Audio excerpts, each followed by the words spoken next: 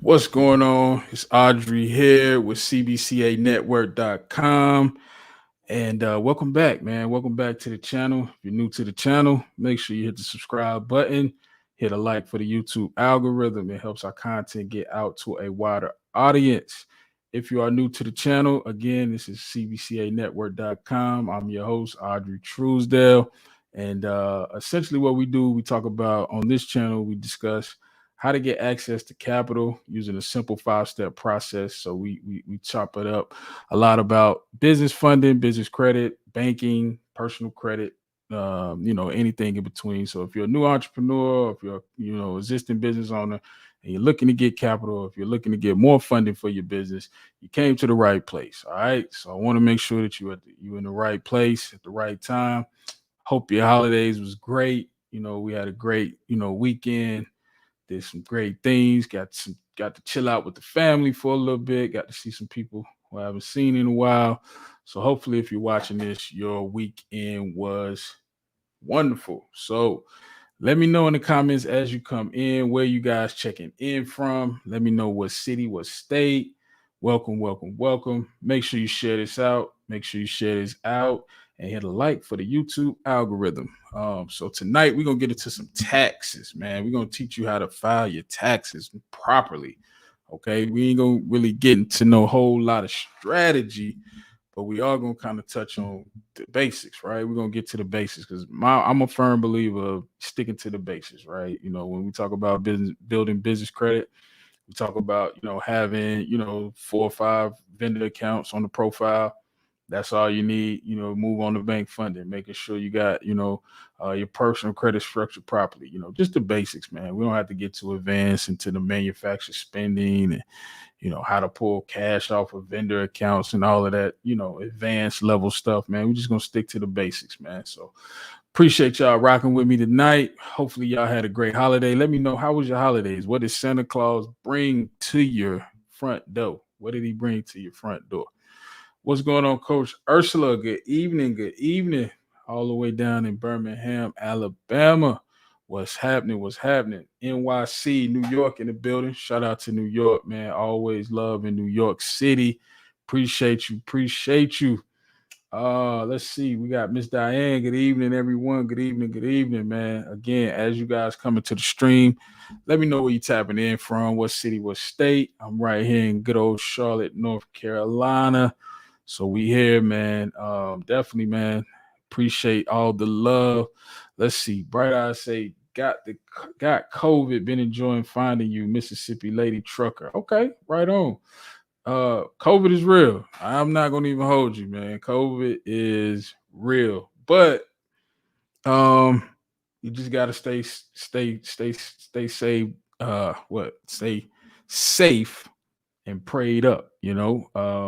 But again, like I said, tonight's show, we're gonna be talking about how to file taxes. I brought in the big guns. I had to come with the heat tonight, man. We going into 2022. We got to make sure that we doing this thing right. We got to make sure that we not only setting up our business and structuring things properly, but we also got to make sure we taking care of our books and making sure we filing our taxes properly. So I had to bring out the big guns. I got Karitza Kearns with us tonight with K&K Tax Accounting.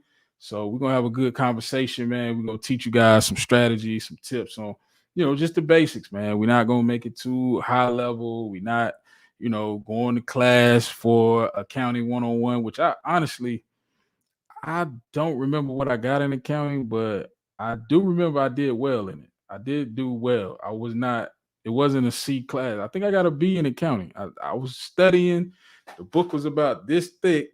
I learned a lot about ledgers and balance sheets and things like that. So it serves well as an entrepreneur. So anybody watching this, if you're an entrepreneur and you're in college, accounting, pay attention because you will use that skill later on in your business. Regina, what's going on? Said I'm back from Florida, beach vacation. Man, I'm ready for a vacation, man. Definitely ready for a vacay. Welcome back, man. Welcome back. I got Elwood representing New York City, Queens in the building. What up, Elwood? Welcome, man. Appreciate you always tapping in every week.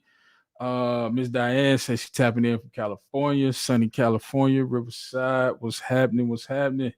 Rev in the building. Happy New Year, my brother, all the way in South Florida. What's going on, man? Happy New Year, Rev. Indeed, man. Let's see. What's up, Yvonne? All the way from Queens, New York. I got to get up there to New York too, man. I got a lot of love in New York, man. I'm from the country, man. I'm down south. I'm down here in North Carolina, but I get a lot of love up north, man. Jersey, New York, Pennsylvania, Philly. Shout out to her business credit, Devin. I see her with the range just picked up today. So yeah, man. I definitely got to make a New York run, man. We gonna do this thing for sure, man. We gonna get it popping in New York, man. But I appreciate all the love in NYC.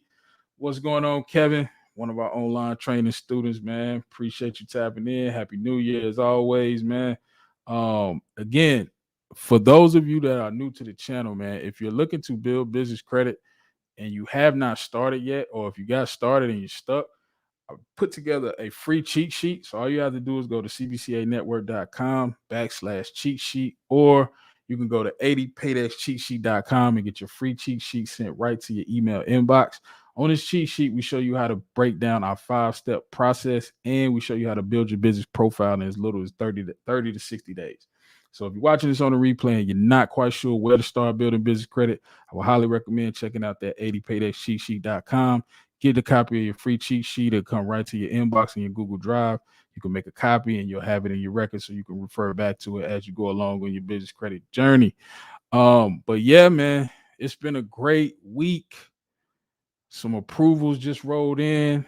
I think we got a win for tonight. We're gonna get into that with the guests, man. Like I said, I brought out the big guns, man. I brought somebody who's knowledgeable not only in taxes, but just IRS code and IRS best practices. So, a lot of people, they can tell you how to file a tax return, but when it comes to the IRS knocking at your door, a lot of people can't take those phone calls. So you gotta get with the winning team when it comes to the IRS, because those are 3 letters that I'm fearful of. I'm not gonna even hold you.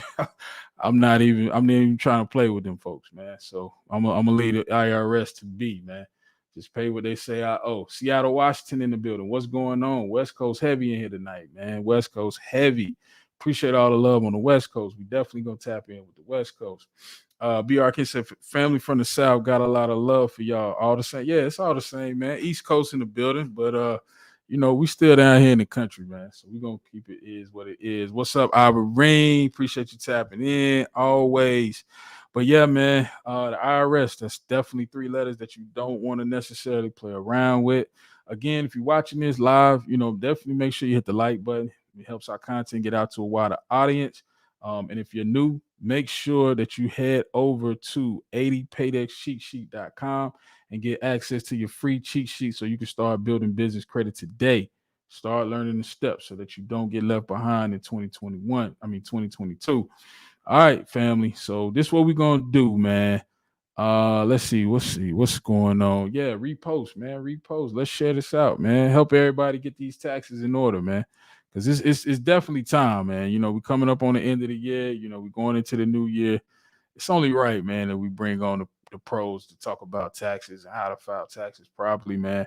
And we're gonna get into some real game tonight, man. We're gonna touch on some things that most people may overlook or may not be aware of, and kind of help educate the people, man. This community thing, man. So we want to make sure that we not only get you educated, but we make sure you get the right information, man. A lot of information is not applicable to your situation. So we're gonna get into it, man. But definitely, man, make sure you hit the like button, make sure you share this out with the audience, and we're gonna get right into it, man. I appreciate everybody tapping in. Let's see, we got Seattle in the building, West Coast. Anybody got any approvals, man? Let me know if y'all got any approvals this week, man. I'm just curious, man. I always like to ask that question, man. Does anybody have any approvals? That's what we really here for, man. At the end of the day, to help you guys get approved for more funding. And not only that, man, execute and utilize the funding in the proper manner. So that's what we here for, man. I appreciate all the love. But yeah, man. So tonight's show, man, we definitely gonna touch on how to not only write off expenses, but do it properly, right? And so what I did was I reached out to my network, man, somebody who I respect, somebody who has a wealth of knowledge, been doing this for years and years and years, over 20 years experience in taxes. um and just tax planning, right? She's an accounting, right? She's an accountant who really specializes in real estate, helping real estate professionals. So if you're watching this and you're in the real estate, or you're thinking about getting in real estate, you in for a treat, you in the right place. Don't turn the dial, because you're really going to learn how to not only file taxes but how to file within compliance, right? We're going to really deep dive into that. Okay. She's helped her clients save over hundreds of thousands of dollars, and she actually created an online education center to help other people get started with filing taxes. Okay. So she has a wealth of knowledge. She's educating business owners, entrepreneurs. We met at a conference, and I got a little bit of mini training. So I'm gonna bring her in and help you guys to get some training as well. So help me welcome my homie Karitza Kearns to the show. What's going on? How you doing? Hello, hello, hello. Hi, What's everybody. good? What's going on, man? I appreciate you tapping in, man. I was just letting them know that we had to bring the big guns out tonight, man. It's only right we go into 2022 with the number one.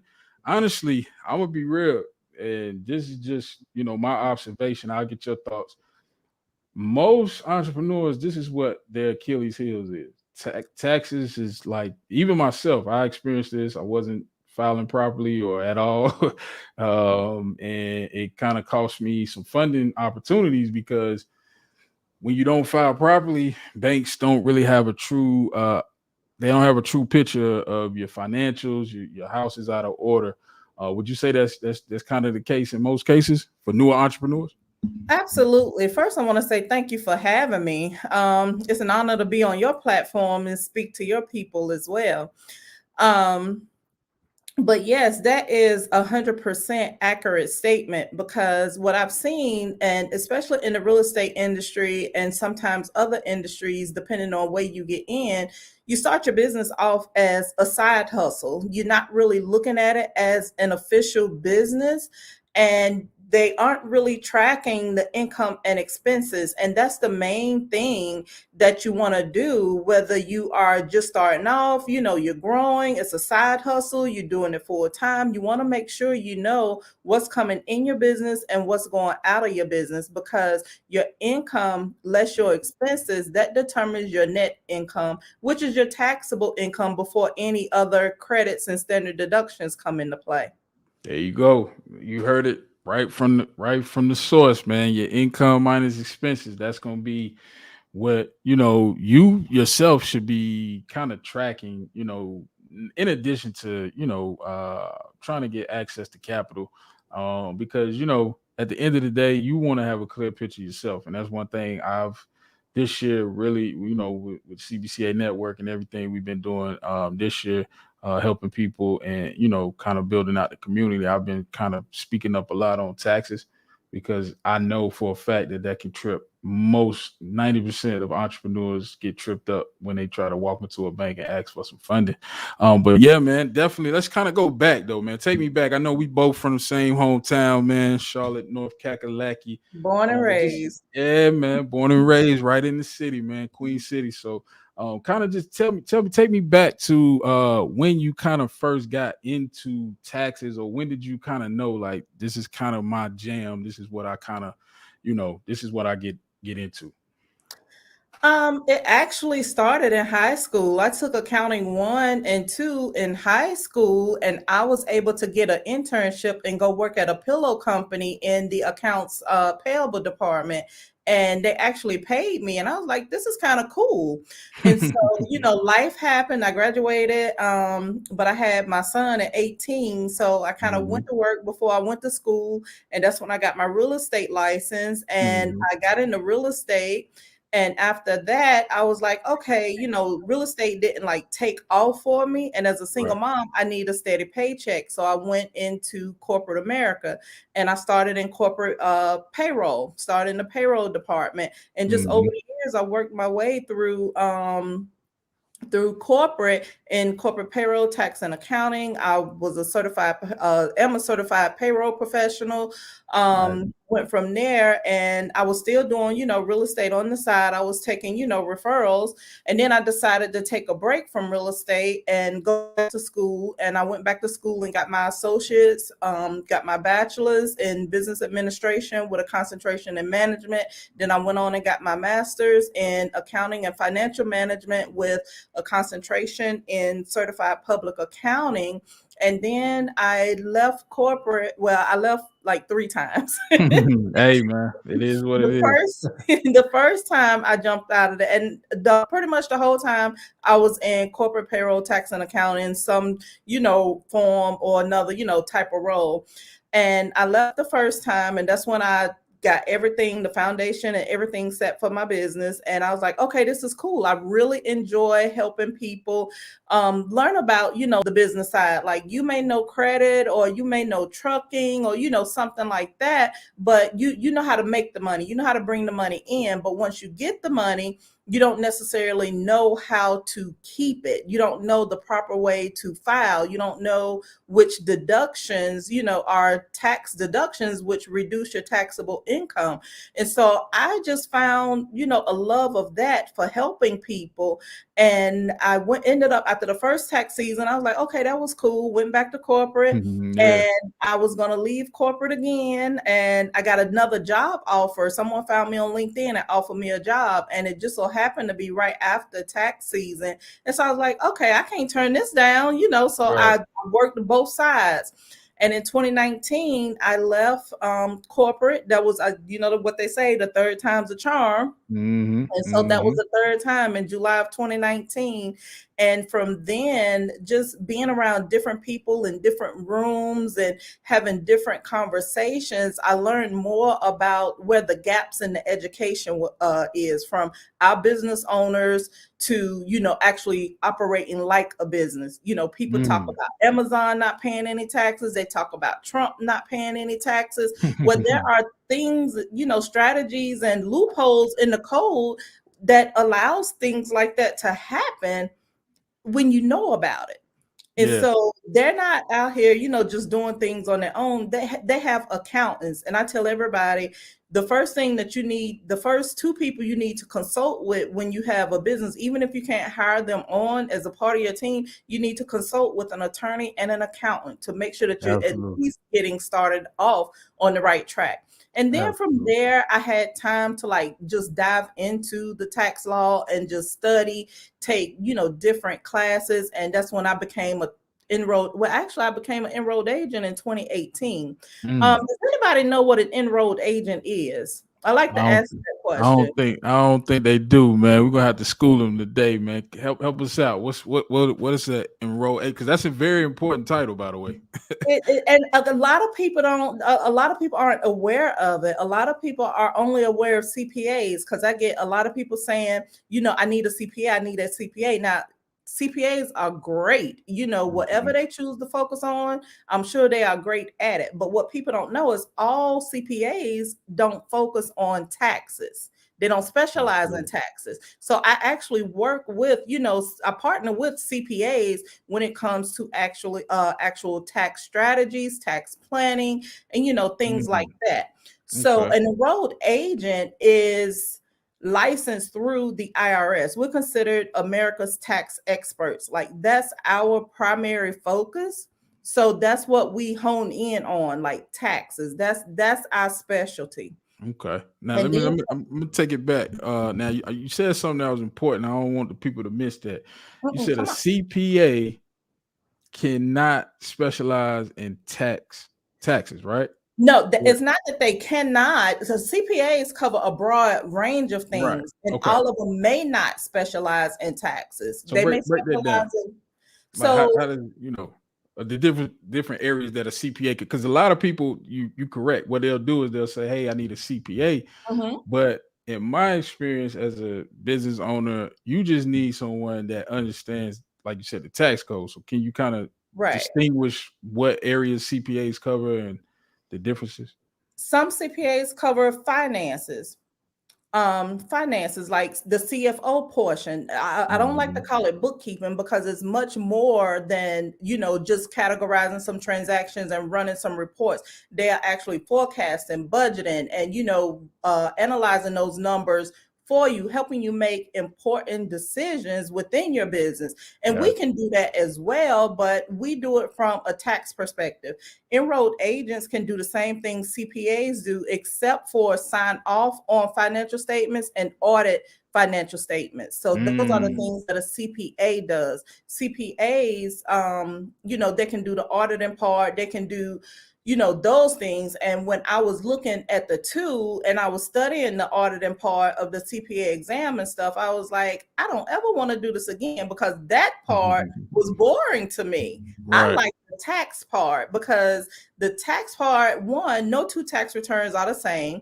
And this is Mhm. why it's important. I tell people all the time, it's important to only focus on your numbers. When people come and say, well, my cousin got, X amount of dollars back, one, you don't know what's going on in your cousin's finances. Yeah. And each situation is unique. So it's important to know your numbers and your situation and apply the tax laws that you qualify for.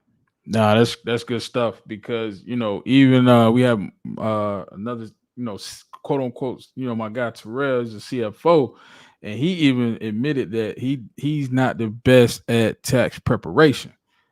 And I thought that was kind of interesting because he specializes in more of the higher level, the reports, the forecasts, Mhm. and things like that. So Yeah. it's good to know based on where you are in your business who you need to consult with, right? Because a lot of people they waste money, they waste time with people that you go into a CFO and we ain't even we haven't even eclipsed our first sale yet. And that's one thing I always tell my students and people who just, hey, I'm looking to get business credit.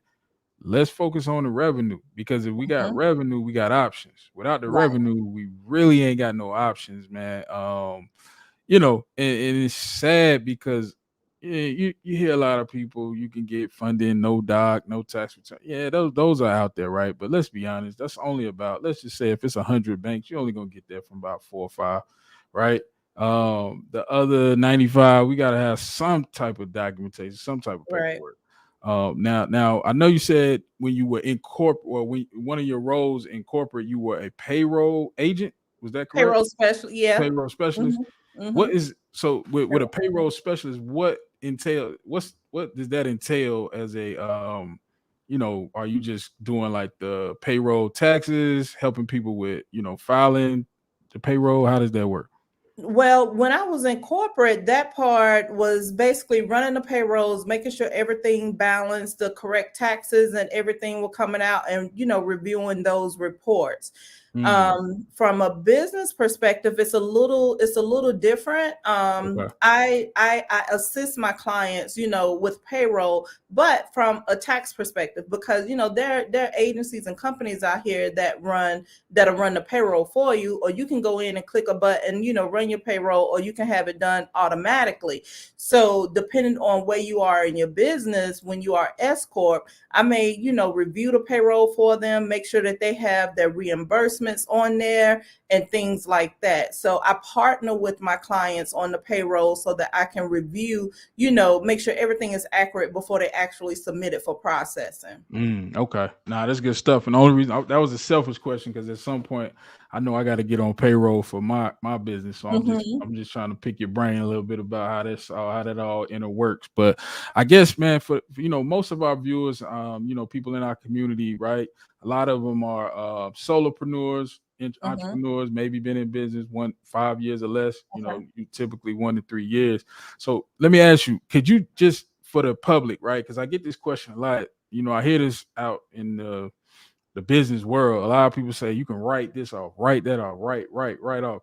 Can you just break down what a write off is for the viewers? So the IRS defines a tax deduction as anything that is ordinary and necessary for your business. So if it's something commonly used and something that you need in your business, it's a deduction. And a lot of things that you use every day, it's a tax deduction. Your car, if Mm, you're using your car, mileage is great. the mileage rate for 2022 is 58 cents on the mile. So if you drive 10,000 miles, that's a $5,800 tax deduction. Like, it reduces your taxable income by that amount. And that's one of the big ones that I see a lot of people miss, because it can be a little tedious, tracking your mileage every time you get in a car, but they have apps for that. One of my favorite is QuickBooks, because if you're tracking your income and expenses, you can link your business bank account to your QuickBooks, track your income and expenses, categorize them, reconcile with your bank account, and you got your reports right there. You can do your balance sheet, your profit and loss, your cash flow, all of that. Those reports are needed to tell you the health of your business. How are you doing? Where are you spending your money? What do you need to cut back on? How much more cash do you need to come in to make a specific purchase? Stuff like that. Those reports. But QuickBooks also allow you to track your mileage. It's automated. You turn that GPS on and you can swipe personal trip, business trip, and you can document, what the trip is for, because that's what the IRS requires. You need your mileage log. And so also with QuickBooks, you can take pictures of your receipts. Meals for 2022, well, all of 2021 and all of 2022 to December 31st, your meals with clients, your business meals prepared at a restaurant, stuff like that, it's 100% deductible. So you go out to eat, you're talking to somebody about business, you pay for that with your business credit card, with all these approvals that's coming through. You pay for that with your business credit card. Write down who was at the dinner, the purpose of the dinner, snap a picture of the receipt, and upload it right into QuickBooks. So if you can't tell, QuickBooks is one of my favorite because it's a one-stop shop. I don't like hopping from app to app to app, but those are just a few of the things that that's deductible. If you have a home office that you work out of, a lot of people working from home these days, that dedicated space for your home office is a tax deduction. And your utilities, you have to pay utilities to have lights in your office and things like that. Those are a portion of those are deductible, depending on, it's based on the percentage of the office space in comparison to the square footage of your home. So if you just take a minute to think about how you move throughout the day, what you do, the laptop, all those types of things, those are tax deductions. Yeah, no, that's good stuff, man. And even, I was on a call this morning, man. We had a guy on talking about taxes, and one thing that I didn't even think of, but it kind of makes sense, and I'll get your thoughts. He was saying that even something as simple as like an Apple Watch, where you check your emails, that could be considered taxable deduction, because you're using it for business. What do you think about it? Is that kind of on the gray area, or is that like a solid write-off, so to speak? The Apple Watch, Possible. I think it depends. Like, if you can present a strong case, I don't really use my Apple Watch. One, I can't see my emails on it because I'm Gotcha. Yeah, I got I you. don't Yeah, use it. But yeah, if yeah. you are like a fitness trainer, what in your business, what are you doing? Like, how can you justify that it is a business expense That versus makes sense. personal? And even like in that case, how often do you use it for business? Because even if you use personal items that are not in your business name, you can deduct the percentage of business use. So if you use Right. your laptop for 50% personal and 50% business, you can deduct 50% of that expense. Yeah, and that's one of the reasons why I always am a fan of getting, like you say, getting with a tax professional from the jump, because Mm-hmm. one thing you can do is, like you said, if you have a side hustle, Uber, whatever, now we could kind of start to plan to convert that over to the business, right? And get the QuickBooks set up. And now when it comes to the end of the year, you got, records, and you got some type of way to track what you've been spending and kind of push some of those expenses off to the business, right? Right. Yeah, now that's a beautiful thing, man. But let me ask you this: for somebody that's a brand new startup, right? that Mhm. may not necessarily have the capital per se. That's why they, come to the channel. We got you. We got you. If you Mhm. new, we got you. But let's just say if somebody's starting a brand new business, what would you where would you recommend they start? Start with QuickBooks, start with just writing it down on pen and paper, open up a business bank account. What's your suggestion? Still definitely open up a business bank account. And even if you don't have your LLC and stuff like that set up to open up the business account, just have a separate account specifically for your business income and expenses. In order to open up official business bank account, you got to have your articles of organization, Hmm. EIN, Hmm. all that kind of stuff. But even if you're not at that point yet, you're a sole proprietor or you're just starting out, have that separate business bank account so that you can track all of your income and expenses. And Mm. if you need like QuickBooks or something like that by the end of the year, let's say your business took off, it'll be easy to pull in that bank account to organize those transactions and stuff. But if you're just starting out, the most important thing is being organized, whether you have QuickBooks or you have a spreadsheet. Keeping good documentation is what's going to save you in an audit. So make sure that you have your documentation on point. Yeah, nah, that's good stuff, man. And that's one thing, when I first started my first business in creative real estate, as soon as I got the LLC, my mom's friend, Miss Gail, shout out to Miss Gail, she literally sat me down in her office and we had the QuickBooks. I think she was using it on her computer, and we just every month we would kind of see where we at. You know, I had I didn't even have an LLC at the time. I started with Mhm, another separate account, like you said, with Bank of America. That's who I was with, and I just had that separate account that I would put my marketing money for my bandit signs and things like that. So, mhm, for anybody who's watching this, if you're brand new, you don't know where to start, just make sure that you have a separate account that you can then, uh, just keep track of what you're doing in your business. Any money that comes in, anything that you spent, right? I love the Amex business card. So you got it. If you can get the business Amex, you can load that into your QuickBooks, and now you have some way to document, money going in, expenses going out, and you get the points. It's a beautiful thing, man. Now, I want to say, I know when we were talking before we got on live, you said you had a win with Amex as well, correct? Yes, I started with MX. I got the business, MX business, the blue Mhm. card, and MX Delta card. Okay. And I use it for all of my, big expenses, my Hmm. meals, and you got read the benefits, Yeah. the The what is it? points and Yeah, read. rewards. Yeah.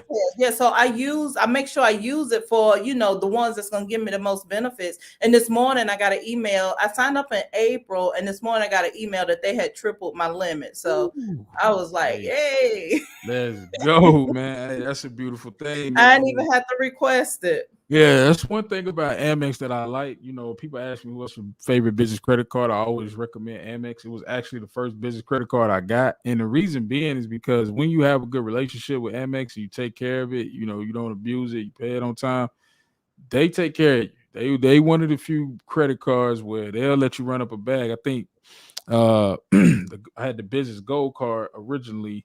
It was a $3,000 limit, and in like 30 days, it got up to like 15, and it got all the way up to like 60K.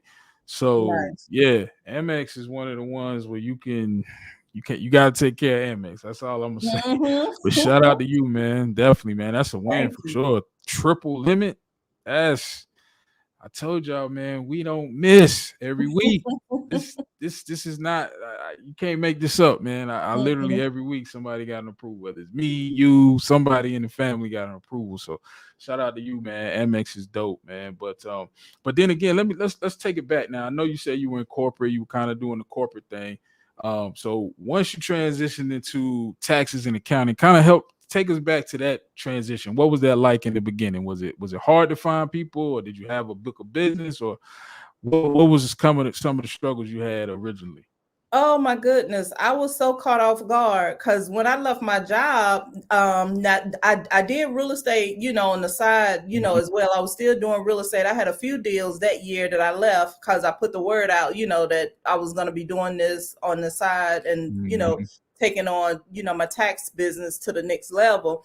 But initially, I would have to say that it was hard for a couple of reasons. One, I thought, oh, everybody get their taxes done, so this is going to be a breeze, and that was a mhm. lie. That was a Mm, false hope. It's not that easy. Like you really have to show up and market yourself as the expert, mhm, and people aren't just going to flock to you because you have a service or a product.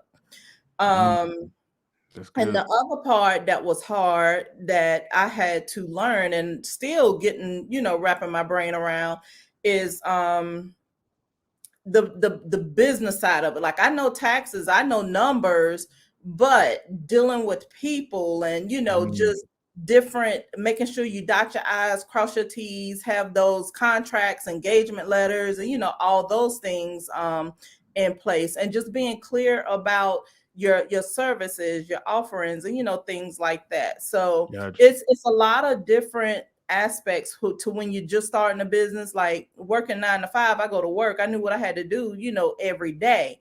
Right. But when you lead a 9 to 5, you are basically creating your work, you're creating your world. So that part is exciting and fun, and it's a little bit scary still Yeah. because now Anxiety is real. you're in a Yeah. position where if you don't work, you don't really eat.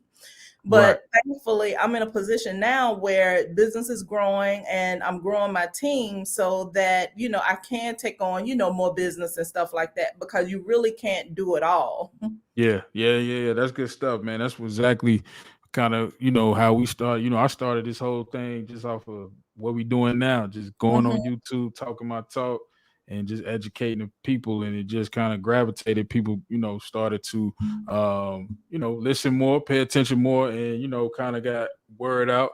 But I know you said that you started in real estate and then you kind of was doing taxes on the side or excuse me, in your full-time job.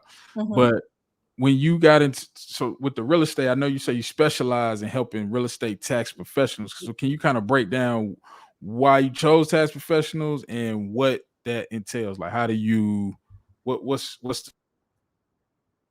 Yes. So I chose the real estate niche because I'm very knowledgeable, in that field. I know about, the agents, the commissions, and, just being self-employed, that 1099 contractor in general. The biggest thing is you get that 1099 and no taxes are withheld. So at the end of the year, you're responsible for all of those taxes. And what some people don't know and don't do is pay those quarterly estimated tax payments throughout the year. Like as a general rule of thumb, I recommend people set aside 30%, for taxes every commission, every quarter, based on your income, or something like that. Put that in a separate bank account. I don't know if you all have heard of like Profit First, where you set up different bank accounts, like an operational account, a payroll account, a tax account, a savings account, just so that you know where your money is going and you have the money allocated for those specific purposes. um so yeah, so with that, I'm sorry, you saying something? I can't hear you. I can't hear you, Audrey.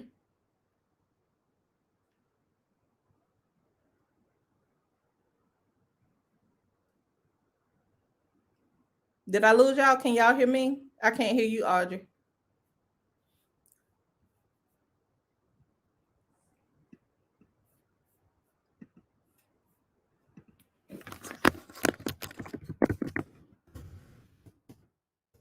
But yeah, so making those quarterly estimated tax payments. They are due every April 15th, June 15th, and September the 15th. And then if you make the payment, your fourth quarter estimated tax payment is due January the 15th. But if you are able to file your taxes by January the 31st, then you don't have to make that fourth quarter payment. But that's if you're able to file. That's if you're able to file by January the 31st. So those making those quarterly estimated tax payments will relieve, a lot of that heavy hit at tax time when you file.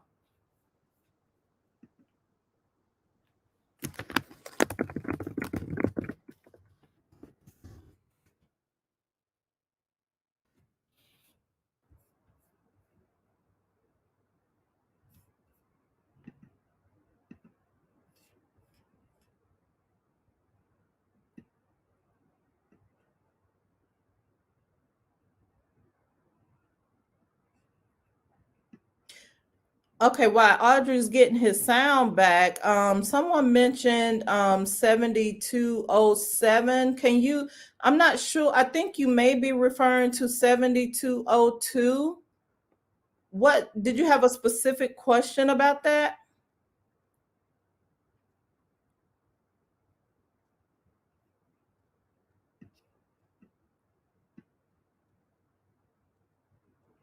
The 7202 is that's basically the COVID credits. If you are out of work for a certain amount of time, then you can get paid a certain amount for a certain number of days while you are out. You will receive those refundable credits when you file. And I saw, I had quite a few clients who got the 7202 credits this year. But the kicker is you have to have income. So when people are taking, a whole lot of deductions, or you didn't have a lot of income, then the 7202 wasn't that beneficial. You have to have income to get those credits. Can y'all hear me now? There you go. All right, I'm back. I don't know what happened, man. That's crazy. I just was talking and it went crazy on me. But now that's good stuff. I mean, yeah, I think we definitely got to get into this PPP situation, man. But just in general, with the real estate stuff, there are a lot of unique things, and that's one of the things I preach, too, when it comes to wealth building, having access to capital to purchase real estate, get into Right. real estate. That is the game changer. So, if you if you're in the stream, if you watch this on the replay and you are a real estate professional, definitely hit up KNKTaxAccounting.com. She got your back. She's gonna make sure you get squared away. But just in general, with in regards to like realtors, brokers, just real estate professionals, not necessarily investors per se, do you find that it's a struggle for them to have show so basically do they tend to try to write off everything, or what's your take on writing off everything to zero? Because I'm against it, and the reason why is because when we talk about getting funding from a bank, if you show no profit, it's Mhm. very hard to make a case that you can pay back funding. Absolutely. So in regards, I mean, in your professional opinion, do you consider consulting your clients to write it? Because a lot of people say, hey, I pay no taxes, I pay no taxes. Trump don't pay no taxes, right? But he's a billionaire, and he has the best lawyers and accountants in the world. So what's your take on writing everything off, so to speak? Yeah, I do not recommend that. If you are just starting out in business and you just so happen to take a loss, that's pretty normal in the first couple years of business. But if you 5, 10 years in, then your strategy should not be, to write your income down to zero. Because as Audrey has said, quite a few times, and I've seen it in the group and on other videos, you can't get no money if you're telling the bank. I mean, if you're telling the IRS you don't make any money, because the bank and the IRS talk. So if you're telling the IRS you don't make any money, but you're telling the bank that you do, something is just not going to fly. And what I specialize in is actual tax planning. There are so many other things that you can do to reduce your tax liability without writing yourself broke. So I think you don't want to write yourself broke. Yeah, you don't want to do that, man, for a bunch of reasons, man. Like I remember earlier this year, I was working with a client and got him approved for $20,000 line of credit, and all of a sudden, when it was time to finalize everything, they just wanted to see just some paperwork to confirm the application, and everything was to zero, and that was just bad advice from a tax professional that cost the client 20K in funding, a line of credit.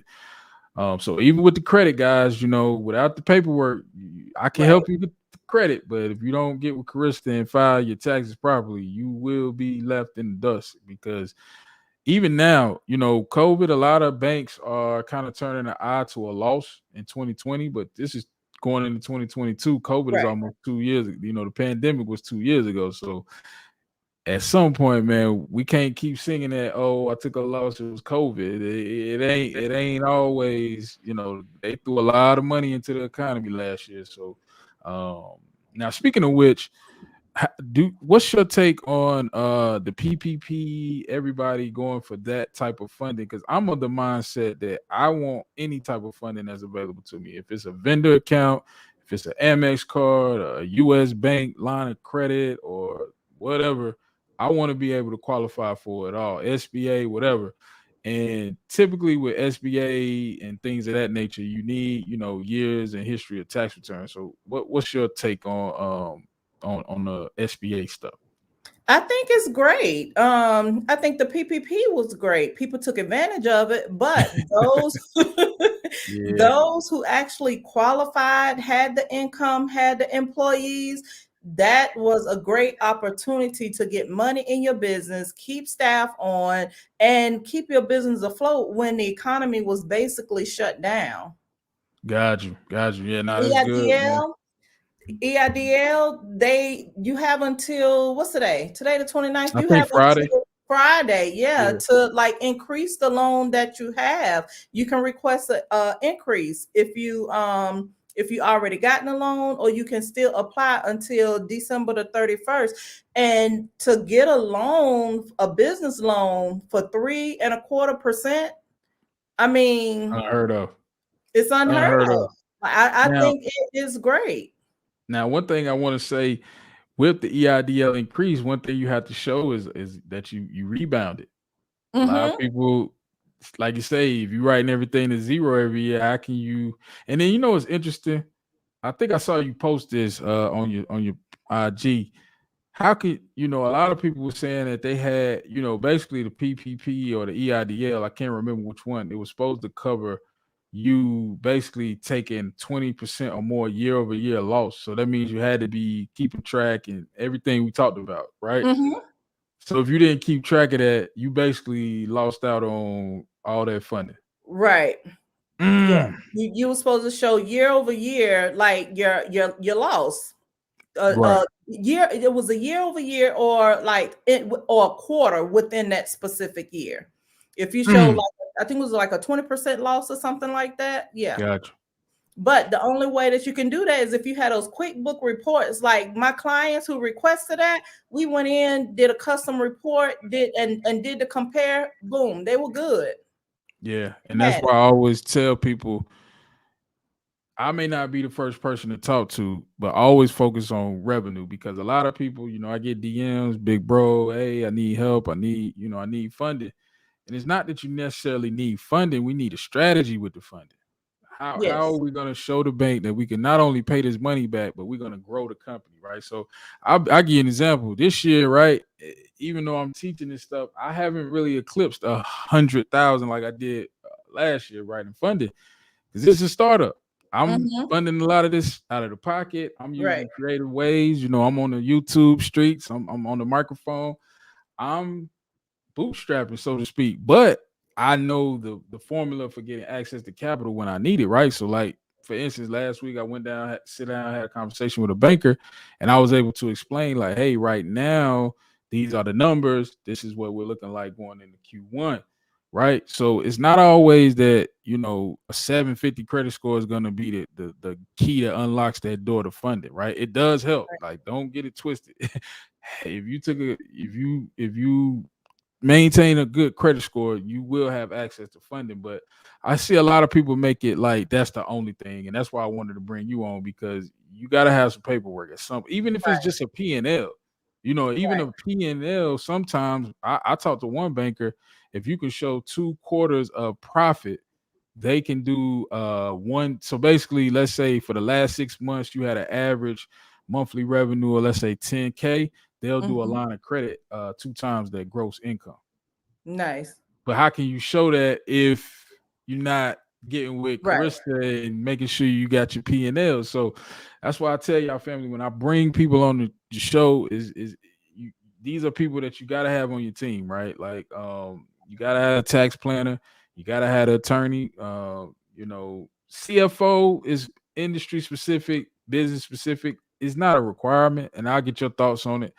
I don't necessarily think everybody needs a CFO, but you definitely need a tax strategist. What's your take? I agree, and I tell everybody it's levels to this, and the when you starting out, the basic level is filing your taxes on time and making sure that you pay if you owe, and keeping track of your income and expenses. Know what's coming in and going out. And as your income grows, your revenue grows, you tax plan around that. And when you start hitting, 6, 7, multiple 6 figures, 7 figures, stuff like that, you need a CFO. Because you Mm. want to see where your money is going. You want to know um your return on your investment on certain things. If you're spending X amount of dollars over here, are you really are you really getting a return on your investment? Like, analyzing those numbers is important. Knowing where your money is going is important, because you need to know that information to make important decisions in your business and to get funding. Yeah, yeah, and that's good stuff, because one thing you know, early on, I was just focused on closing deals. I'm just trying to get a contract and sell it to a cash. But I'm just trying to close deals. And like I think I referenced it when I was talking to Terrell a couple weeks back.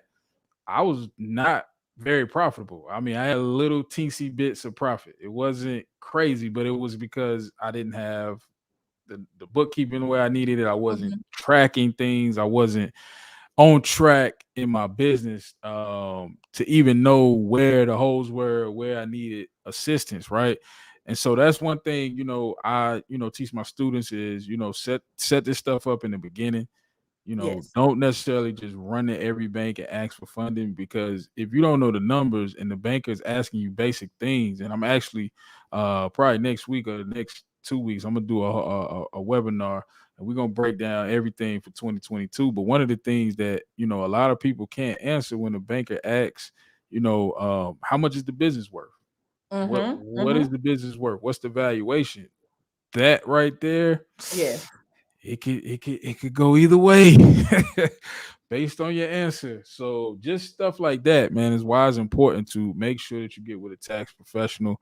And even for startups, a lot of people say, "Hey, I just formed my LLC last week. How much funding can I get?" And I'll say, "Well, it depends. A business plan, that's projections a lot of times. Mhm. Execution, but you need that team. You need a strong team. But I heard you say you growing your team. So what's kind of your 2021? How was things been for K&K Tax Accounting?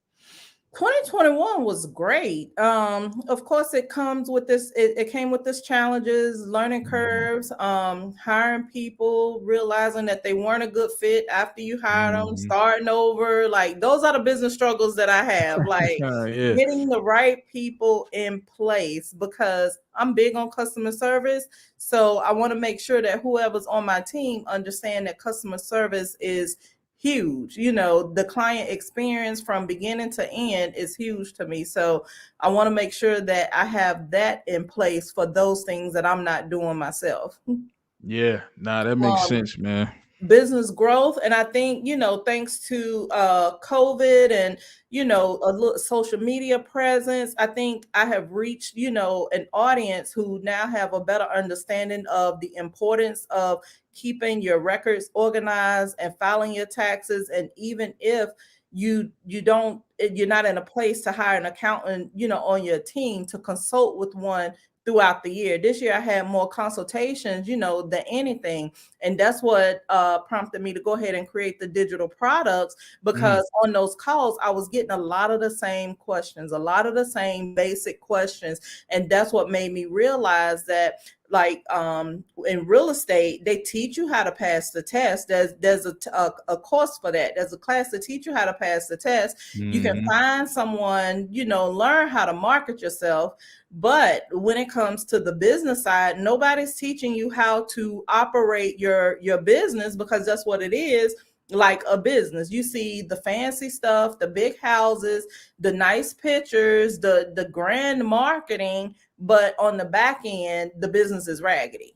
So you mm. have to make sure that the money, especially if you're producing, the money that you're bringing in, you want your back end to reflect the same thing that your front end is reflecting. The pretty pictures and marketing and logos and stuff on social media, that's the front end, but your back end is what's going to keep money in your pocket. Yeah, and that's one thing. Once we kind of started to roll into more paid programs, I was real adamant about having a team, for funnels and marketing, Right. just so that all of that stuff is kind of automated. And that's one thing, I'm forgetting her name, Jennifer J, the VA. Are you familiar with her? She's a virtual Oh. she teaches systems, but that's her whole thing, is just setting up systems, and it can be, simple things as an email autoresponder, a Mm-hmm. funnel where you just take a name, a phone number, and they can Right. book an appointment on your calendar. Things like that matter, Yes. because when you don't have it, it kind of makes it look like you winging it, and you just a Mm-hmm. business. You ain't got nobody to answer the phones. It's like, are you there, or who's behind this website? So yeah, systems is what you need. Especially as a solopreneur. Our team is growing. We bringing on staff and people to help with social media and things of that nature, which Mm-hmm. is great. But it was a point in time where I was doing the lives, I was setting it up, I'm inviting the guests, I'm still doing that. So yeah, you got to wear many hats in the beginning, but you don't want to be stuck. A year, 2 years in, not Right. growing and growing the business. But let me ask you this. 'Cause I And know. Go ahead. I was going to add, like, when you have the right systems in place, it frees you up to do more of the things that you need to do. Absolutely. Absolutely. Yeah. Even something as simple as Calendly, man. I had it so automated, it would send out text messages, Mhm. reminders, people could cancel. Man, it's just so many tools. Click funnels, go high level, all of that stuff. I don't want to name too much because I ain't getting no check, but I don't want to get too much away. I gotta go do some homework. But yeah, just having systems will save you a lot of headaches, save you a lot of time and things of that nature. But I want to kind of go back a little bit to I know we both from the same hometown, man. So just for the people watching, man, tell us a little bit about high school, college things just coming up. How was it coming up? Being a female, having a child early, like just your transition when you were getting started in your real estate journey. What was that like in the beginning? Oh, that was actually cool. I can't even remember what, for whatever reason, I've always loved like houses and real estate. I've always been Me drawn too. to that. But I went to West Charlotte, and can't nobody tell me, Charlotte, yeah, that wasn't the best high school at that time. really? Yeah, Everybody always shouted out the Dub, man. uh-huh. Dub Sea Lions. Yeah, absolutely. So you was But a yeah. West Charlotte Lion. Okay. And honestly, it was the program at school. Like, I give all the credit to, because it offers so many different programs. Like, you could do cosmetology there, and it just had so many different programs. And at that school, that's why I was introduced to accounting. And I feel like, that was my introduction that led me to payroll and to, other things on down the road. But I got into real estate. I bought my first house when I was 23. Nice. Um, I just like jumped out there. Funny story. A guy I was dating, he wanted to get married, and I was like, no, let's just buy a house because I was Right. afraid at the time. Buy a house, man. Get Like, some we could just buy property. a house. Buy a house, man. So I I, ain't I mad. bought the house at 23, and not knowing what I was doing, didn't have no kind of guidance. I was probably in the Mm-hmm. house a little over a year before I had to do a short sale. I was like, okay, that was interesting. I got Mm-hmm. in over my head, and I took a step back. I purchased my townhome, and I Mm-hmm. moved in. I stayed with the cousin because she had a house and it was just her. She had like 3 bedrooms, a lot of Mm-hmm. space. So she was like, come stay with me. You can help Yeah. me and I'll, help you out. And it worked out well. In a year, I Nice. had gotten my credit back straight, and I purchased my townhouse a year later. And I was in that house until I had my second son, Mm-hmm. who was 2, and that's how I got into rental properties, because that was the place where I started over. I felt like I got my fresh start, and I wanted Mm-hmm. that to be, an affordable place for other people to come to if they needed a fresh start. So I had Nice. that as a rental property for 10 years. I sold that in 2019. Like, I did the whole rehab and, sold that Mm-hmm. in 2019. And when my oldest son, I think my baby boy was about 2, and my oldest son was like, okay, we tired of sharing a room. I got another house. I got that bank owned. Mm-hmm. So I got Mm-hmm. that bank owned in 2010. That was, we were in the middle. Yeah. So If you got your hands on awesome. something in 2010 in Charlotte, man, you eating. I'm gonna just be real. Yes. Yes, yes, I loved it. I just sold that one in 2017, and even in Mm-hmm. 2017, the market was crazy because in 24 hours, I had like 31 showings and 11 offers. Yeah. Yeah. So Yeah. that's when Yeah. I knew the market was going crazy, and it has not slowed down. Man, Charlotte is on fire, man. Like Mhm. me and my wife, man, we went and looked at a development, and literally, I just so happened to pull up the builder's website just randomly, just working in the office. So, I put my information in, and he was blowing me up that Saturday. I was like, all right, I get back to him. So we go look at the development they building. They got lots for sale. We Mhm. get there, they like, oh yeah, well, we sold out all the lots. The next offering, we're gonna up the price 50,000. I'm like, Yep. 50,000 Yep. in a weekend? So these people got $50,000 in equity in the weekend. Absolutely. You gotta play the game, man. And that's why I say real estate, man. Honestly, that should be in that should be in your portfolio in some type of way. I know crypto is Absolutely. hot, trading and all of that. That's cool. But Mhm. real estate is gonna be here when we not here no more. And you It's can't play it always down. been there and gonna always be there. Yeah. Do you mind if I answer a couple questions? Yeah, There's yeah, some we can good get to some questions in Q&A. here. Let me see. Somebody had a question I want to pull up. Let's see. This one right here. Yes, I that was the do. one that caught my attention, because I think Yeah. that's a very good question. Okay. How do I determine the Break right it down. professional for my business, and how do I interview and determine the best tax professional for me?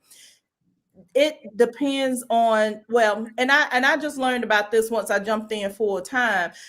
Um, all CPAs don't, I mean, all CPAs too that, specialize in taxes, and EAs, they don't know everything about every industry. Like, that could be, overwhelming. And from when I started out, I was just trying to help everybody. And I found myself Mhm. like researching, just different stuff all the time.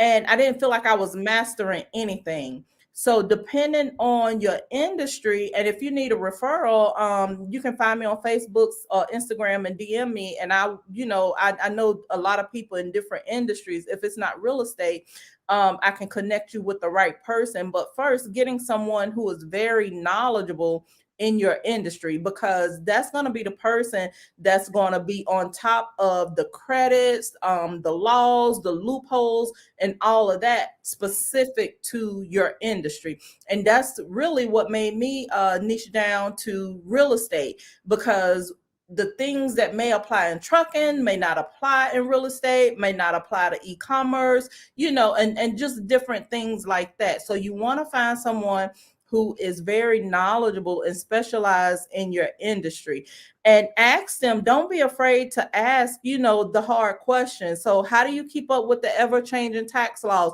What do you think about, what Joe Biden's doing in the Build Back Better Act? Mm-hmm. Things like that. Ask them the questions and see what feeling you get when they answer those questions. How do you keep do you take, continuing ed? Just ask all the questions, because I tell people all the time, you can get a tax accountant that's been in business 20 years, and the same thing with a real estate professional and everything else. But like, oh, I've been doing this for 20 years. I'm like, okay, that's cool. But if you were on at the beginning of the call, I share you. Well, maybe it was just with Audrey, but when you could be doing something for 20 years, but if you're not keeping up with those ever-changing tax laws. Someone asked about the 7202. That's new. That came out with COVID. And a lot of people that I talked to said that, oh, my tax account, like when I posted on Instagram, I got so many DMs. What is this family leave credit? What are all these credits? Mm-hmm. My tax accountant didn't tell me about that. That's because they may not have known. And that doesn't make them a Mm-hmm. bad accountant, but you just got to be on top of all of these changes. You think when they talk about shutting the economy down, these bills and infrastructure and things like that, you can trust and believe it's some stuff that may impact your taxes in there as well. So once those Mm-hmm. bills are passed, we get together, whether it's on a continuing ed or I pull it up and and just go through, find out, what part of this bill is going to impact my clients. What do I need to really dig in on? What do I need to share on social media so that people can be aware of these changes? So those Yeah.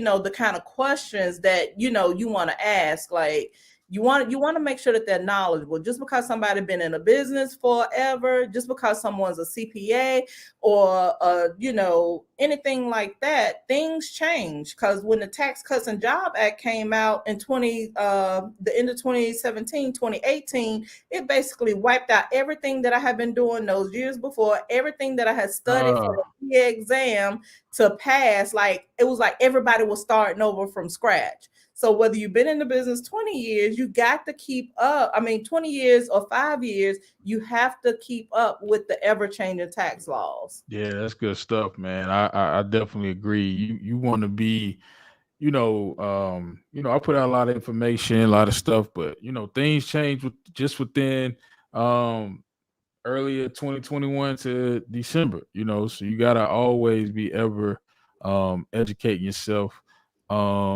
Let's see. Cheetah Express said, I started in October this year, haven't made any money. I'm still funding my business with my personal account. Would I be able to claim a loss? Yes, you will. If you were actively pursuing income and you had expenses in your business, then yes, you can deduct your startup costs and your expenses. Hmm. Okay. Yeah, that's good to know. I wasn't even aware of that. So even Yes. if you started in October, even though it's almost fourth quarter, you can still get a loss and file your taxes. So that's good. Grandeur D says, how long is the employee retention credit going for? I think that expires the 31st of this year. I will have to double check on that one. Okay. So you can get it for your 2021 tax filing, but not 2022. I think so. I Good have to stuff. double check that one. Good stuff. Good stuff, man. Let's see. We got another question. She just said, since I started in October, do I need to pay self-employment tax yet? So here's the good thing about the what are you referring to, self-employment tax or the quarterly estimated tax payment? Because either I get way, if you started in October and you don't have any income, but you had those expenses, that's where that net income comes into play. So if got you had zero or less, then you don't have any taxable income. So if you made, I mean, not a that. I mean, I'm just throwing a number out there. If you make anything above zero, well, no, if you expect, that's what 1,000 came from. I'm sorry, my mind going Mhm. faster than I can Yeah, get it yeah, out. yeah. If you are expected to owe $1,000 or more at the end of the year, that's when you're required to pay your quarterly estimated tax payments. Okay. That's good. That's good to know because, like you say, planning ahead helps you not be in the hole of, had an IR. I'm telling you, when that IRS letter, I got one, Mhm. that ain't no good feeling, man. I don't care if it's Ever. 500, 1,000, 2,000. That stuff don't feel good, man. When you get one of them letters, you like, oh my God, what do they want? Mhm. So Sharonda said, what are some important tax deadline for businesses? April 15th, unless they extend it. April 15th is the deadline. Okay, first, if you are a S corp or a partnership, that tax deadline is March the 15th. And the reason Okay. for that is because you have K1s that come out of partnerships and S corps, and sometimes W2s, depending on the situation, that has to be filed on the individual return, and that is due April the 14th. So it's important to file your partnership and S corps on time so that you can file your individual returns on time. Mhm. Now they Okay. both do allow a 6-month extension. The 6-month extension for the S corps and partnerships, the deadline is September the 15th, and for individuals, it's October the 15th. Okay. Yeah, now that's great stuff, man. Because one thing about it, I'm gonna take that extension if I can, man. I'm gonna stretch this So here's the thing out, key, man. though: the extension is just an extension to file. It's not an extension to pay. That pay is Right, right, still right, due. right, Yep. right. Yeah, absolutely. Yeah, that's good to clarify because I have did it before and it helped, but yeah, yes, it's just a filing situation. You still got to pay Mhm. the money. I think Granda D says, is it too late to add employees if they start working for me in October? Can I back file? That's I will have to know more about your situation for that one. That's okay. not like a generic question because I Yeah, have questions. I have questions about your question.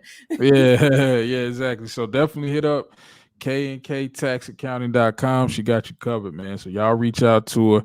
I think Granger was saying, how does she contact? So you can send me an email at info@cbcanetwork.com. That's the best way to reach out to the team. How would they reach out to you? Is the website the best way, or Instagram, or what's your Yes, preference? the website would be the best way because you can schedule your appointment through the Mhm. website and everything. So knktaxaccounting.com. KNKTaxAccounting.com. So you got it here, and I'm gonna put it in the chat for everybody, so that you can make sure you hit up the family, man. KNKTaxAccounting.com. I definitely want to say thank you for being on, man. We're gonna do some more Q&A, man.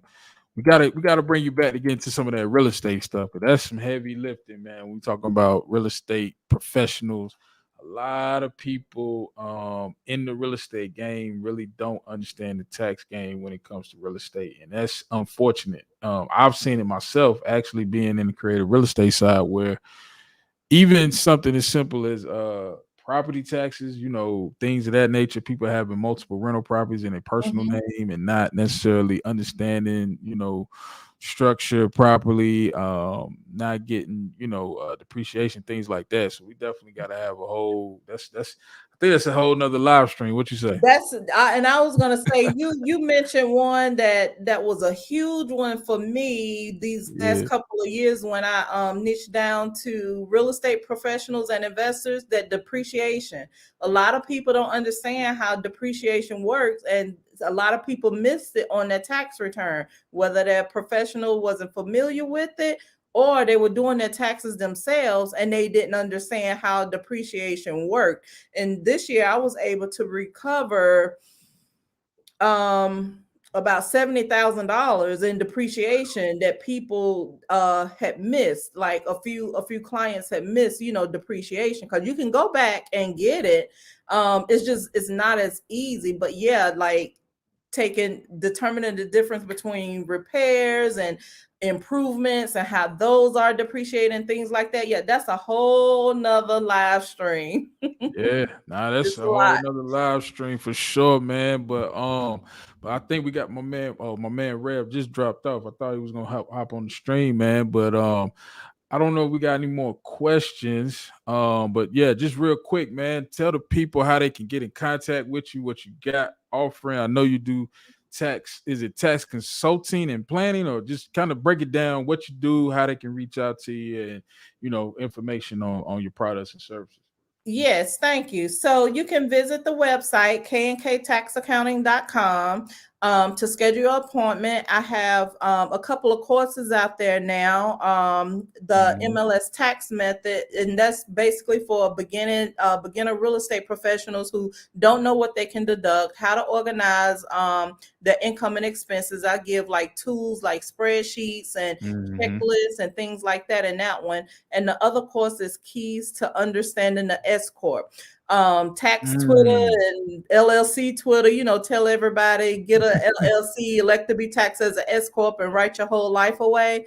Well, that's not the proper way to do it. The IRS Mhm. has clear guidelines, and I tell everybody it's not what you do, but how you do it. So that is a course that's geared towards S corps, and it has some real estate terminology in it. But if you're thinking about an S corp, if you heard you need to be an S corp, I think it's some very beneficial information in there as well. And the link to that is on my website. Also, it's under e-courses. Yeah, that's one that you definitely need, man. And it's crazy. I had made a post on Instagram and I said, you need a business, you don't need a LLC. And it kind of, people was react, had got a decent response. And basically, essentially, it was basically saying that, don't necessarily just get random LLCs and form all these entities that you can't maintain. You can't keep accurate books. We talked a lot about bookkeeping, record keeping. If you got, I have three myself, and one of them I just shut down. I was just like, look, man, I'm just focused. It's hard to do that without a team. You need Mm-hmm. one source of consistent uh revenue.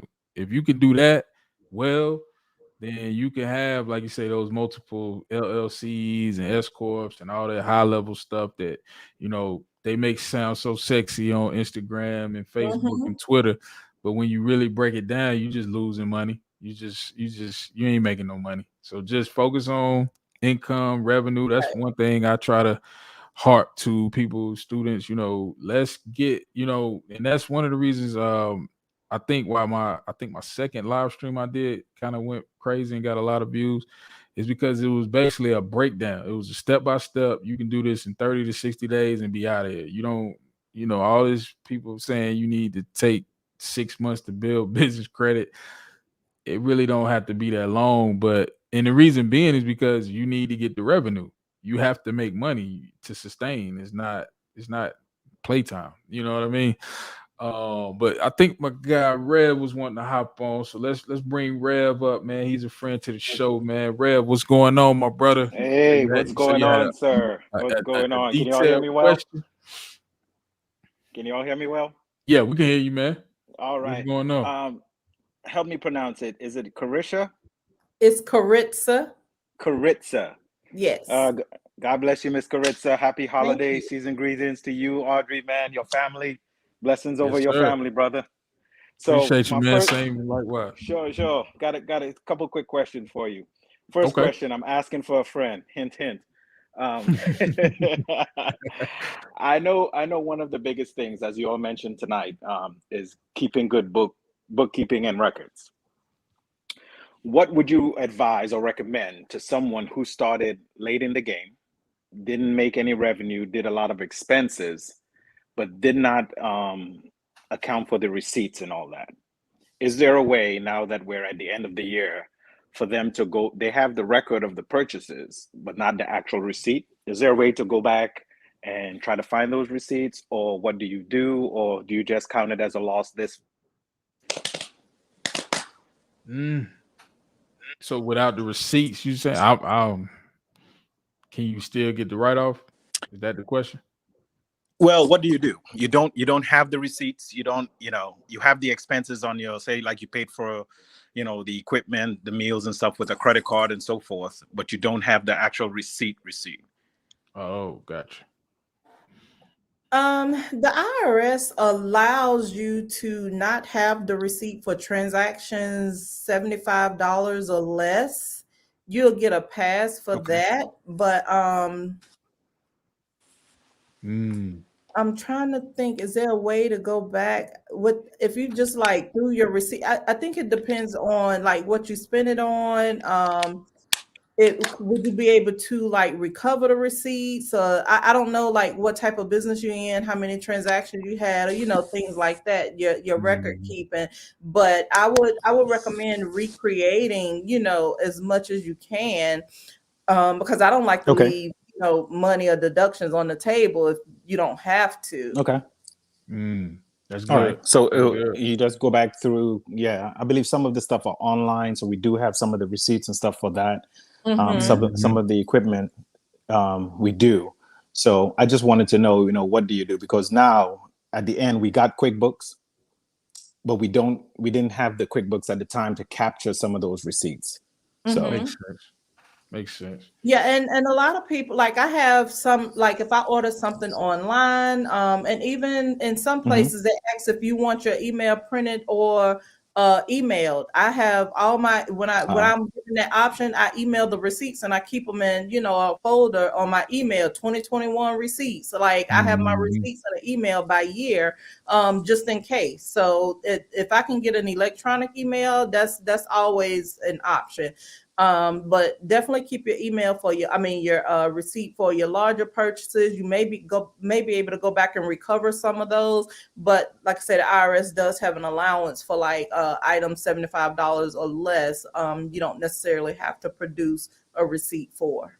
Yeah, and that's one of the okay. beauties of the net vendor accounts is that you get the invoice. So all you have to do, we just upload the invoice and basically tag whatever we spent, out the business bank account.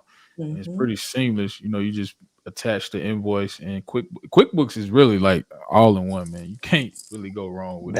That's what I gathered tonight. You said that Yeah. you love QuickBooks, and QuickBooks does the mileage, does everything. Mhm. So Right from the phone, man. You can yeah, do everything on QuickBooks, man. Literally snap the receipt when you go have a meal, talking business, meeting with contractors. If you go to Lowe's, you can snap the receipt right in the store. One stop shop, man. and my last question for you. So I know your time is precious. So one of my other businesses too is government contracting, Mm-hmm. but the contracting is done, not all in the same state. So I can probably have a contract that's 50 states. Who would you recommend that you speak to to make sure that you're paying the right amount of taxes and all that, seeing that it's multi-state? Mm. Where are you? That's a more complex question. Where are you doing the work? Mm-hmm. Home base is in Florida, Okay. but for instance, I can have a contract in Georgia. I could also Mhm. have a contract going on same time in California. I could also have a Mm. contract, in Tennessee. The government will pay me directly based Mhm. off of that state, Mhm. and I pay my subcontractors based off of the work they're doing in that state. Yeah, that's a more specialized question. And that would Mm-hmm. take, a little more information. I'm not 100% sure because I would need more information about, your business structure and setup and everything. Um, Okay. but you're paying your workers in that state, but you're not necessarily traveling and working in those states. Everything that you do is from Florida. Correct. Mm. And it's not necessarily my workers. I'm the prime. They're the subcontractors. Yeah, Gotcha. it may not be that complicated, Okay. because you're securing the contracts, but you're staying in Florida, so you may be okay. Mm. That's Okay. good stuff. My question, I guess my question basically was, who should I? Is that a CPA? a specialized CPA I should contact? Or I know you mentioned, early on that Oh getting yeah. in touch with someone that actually specialized in that area. Yeah, I don't do government contracting, but if you send me an email, I can reach out in my network and see if someone actually does taxes specifically for that type of government contracting. There you go. There you go, man. Perfect, You know we're perfect. gonna hook you I up, saw Rev. I saw your link in the chat. Yes, sir. I saw your Yeah. link Hey in the man, chat. appreciate you again and happy holidays Hey, to you, man. We thank you for definitely your gonna be in time, man. touch. Happy holidays to you and your family, brother. Yes, Absolutely, sir. man. I'm gonna drop Talk back soon. and listen to the rest of the show. Yes, sir. Yes, sir, man. I appreciate you. That's a good question. I mean, a lot of people getting into government contracting, so it'll be good. I think we're gonna do this again, man. Definitely appreciate you chopping in. Let's see, Grander D. She or he had a couple questions. You should be able to go back and add. Oh, let me see. That's not it. It's the one under that Okay, caught my attention. right here. I believe that Are you is in paying the your sub? event of being audited, but you Oh, need okay. to print out the bank statement. So the thing with the bank statements are cool, but the bank statement doesn't say exactly what you purchased. So when you are being audited, like you can go to Staples and I can buy, what could I buy? I mean, Pack of paper. I don't know. yeah, but that could be for business. I could buy my son some markers. Let's say I could buy my Okay, son some guys. markers, or something for him, a trapper keeper or something out of Staples for him. And it's not necessarily, for my business. And that's, on a very much smaller scale. But in an audit, the bank statement doesn't tell what you purchased. That's why it's important to still keep your receipts, because the receipts are going to say exactly what you purchased, and you can, defend the business purpose of that actual item on that receipt. The bank statement's not going to show that. That's good stuff. That's good stuff because, like you said, the receipt is really the catch-all. That's like the way that they can verify that this was business or personal. Right. Because like you could go to Target, like say for instance, I do a lot of whiteboard stuff. I could go to Target and buy some markers, and I can also go and buy lunch, Right. and maybe I get some towels for the house, and Exactly. maybe I get a pair, you know, maybe I get a nice shirt to go out with my Mm-hmm. wife, dating, how will we know? How will we really Exactly. know? we That's don't what we don't really know. the receipt will tell you. Now that's one good thing about shopping online though, because if you do Amazon, it has like all the orders is there. So you Yeah. could just, separate personal from business. That's one of the big vendor accounts that a lot of people Yeah. really try to go after is that Amazon Net 55, the Lowe's and things like that. They're pretty good. Like when you spend with Lowe's, you can get a copy of receipt in your online account. So you don't even have to worry about losing, for people who, if you're watching this and you're in real estate, you're flipping houses or rental properties, just tell them that you want to email, like you said, or just have a copy sent to your cloud or your online account. Even Target, like Target, if you do an online order, they keep the record of it, so you can see exactly what items. So that way you don't have to fumble for receipts at the end of the Right. year, man. Let's see, we got a few more questions. I think I'm trying to go back. I think Kevin was asking Rev, are you paying your subs 1099? So Rev, you may want to reach out to Kevin. Let's see. I like Rico to store the printer if he had lost the receipt. Okay.